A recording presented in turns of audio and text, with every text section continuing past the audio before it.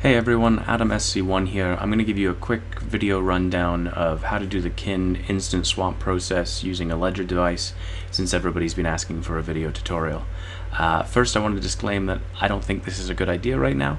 The Kin app for Ledger Live is still in developer mode and is not released in the full published stable version of Ledger Live. So this means you're not able to use Ledger Live to send out Kin after the transfer.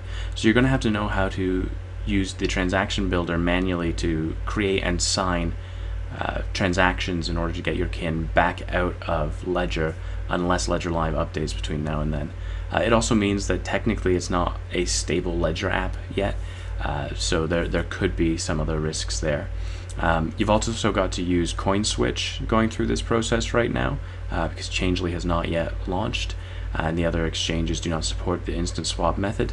And CoinSwitch is a pretty unknown exchange API service out of India. It seems to be working so far, but you decide how much you trust it. Finally, the other reason that I don't recommend this method is it is a bit complicated. It's going to require things like selecting a BIP path, which you'll need to remember later in order to access your Kin. So given this, I don't recommend going this route unless you're perfectly comfortable with all of those things mentioned. You know how to build and sign manual transactions. You'll be able to remember or find your BIP path to unlock your wallet. If that's not the case, I recommend the exchange guides in my article. There's a link below. But I know a lot of people are going to do this anyway, so I would rather them do it as safely as possible. So starting off with what you need to know for Ledger Live. First, once you've downloaded Ledger Live, which you should only ever download directly from the Ledger website, you're going to click Manager and unlock your device. You should see at the top here, it would tell you if you need to update Ledger Live at all. Make sure you've installed the latest update for Ledger Live first. Then under Manager, when your device is unlocked, you'll see a notification here of what firmware you're running. You should be running 1.5.5 in order to install the Kin app. If you're not running 1.5.5, it will tell you here to update. Just some tips for going through that update process. Once Ledger Live has downloaded the update for the firmware, it's going to connect to the device and ask you to unlock the device so that it can verify the ID. If it fails at that stage of the process, it means you have too many apps installed on the Ledger to store the update loader. So uninstall the apps from the manager by clicking the little trash can button there beside each app that you have currently on the device. That's not going to affect the balance that you have. After the update, you can reinstall any of the apps that you got rid of, and your balances will still be there. Once the update starts, you'll be asked to unplug the USB and then plug it back in while you hold down the left button on the Ledger. This is going to do a soft boot. Once that happens, you should see a screen that says something like updating or bootloader, and it'll ask you to click the left button again to finish the install. Once all that's done, Ledger Live should reload and you should be able to access the next step. So what we're going to do is make sure we go to Settings, scroll down on Settings, and turn on the developer mode, which enables developer and testnet apps in the manager. After you've done that, go back to Manager.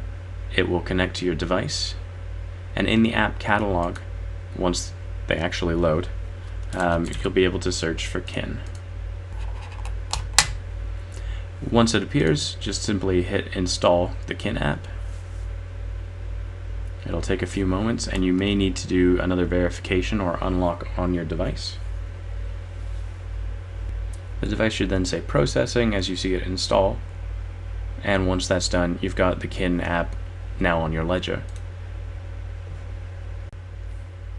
For the next step in the process, we're going to hop on over to the Kin Laboratory. You'll notice it still says Stellar Laboratory at the top. Typical Kin Foundation stuff, that's not updated yet. There is a link below the video to the Kin Laboratory, and we'll be setting up the account viewer there. The first thing that we want to make sure of is that we're on the public network, and this should say horizon.kinfederation.com, and it should always be connecting through HTTPS. We're going to be sending sensitive information across, so we want to make sure that it is a secure end-to-end encryption connection. The other thing that you want to check is in your browser, whichever browser you're using, you should be able to click on a little lockpad icon or something like that that shows you the SSL certificate is secure and that it is kininfrastructure.com that you're connected to. Once you're on the Kin Laboratory, you're going to click Ledger Viewer, and you'll see the Ledger Viewer page here. It asks you to select a BIP path. There's a number of options. This gets into a technical explainer of how addresses are picked from seed phrases and things like that.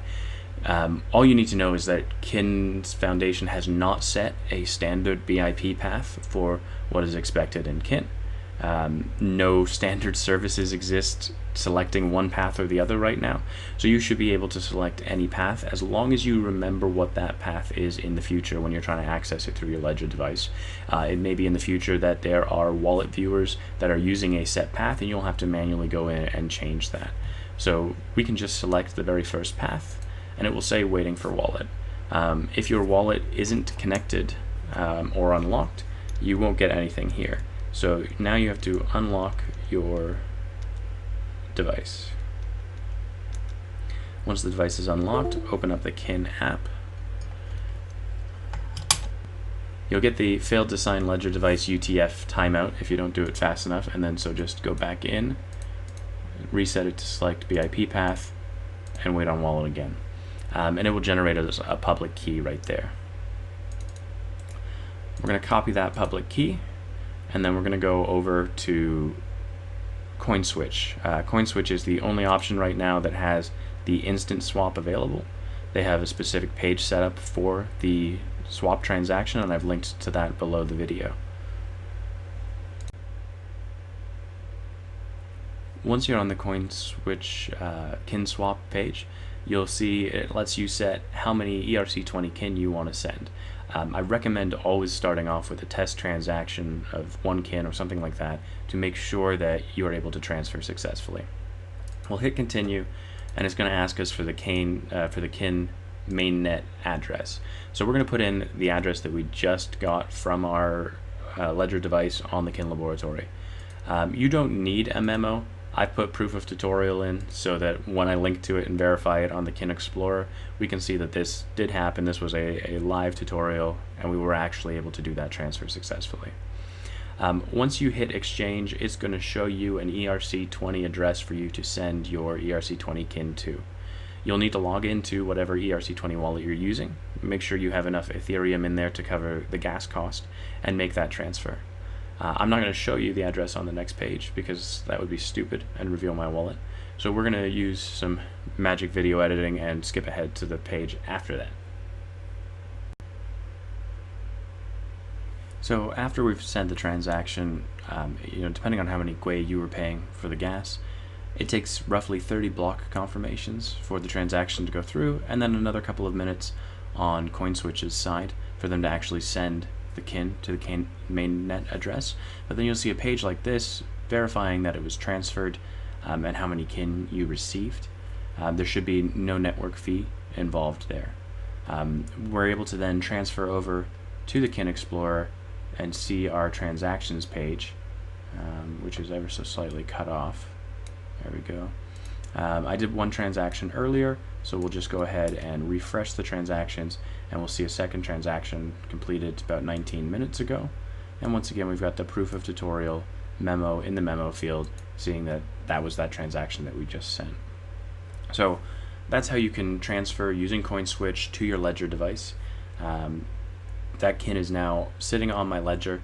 If I want to get that out of there, I do have to manually build and manually sign a transaction. It cannot be sent out through Ledger Live yet. Ledger Live support has not said when they're going to be updating Ledger Live. It's usually a bit slow. So once again, only transfer in here if you are comfortable building and signing manual transactions.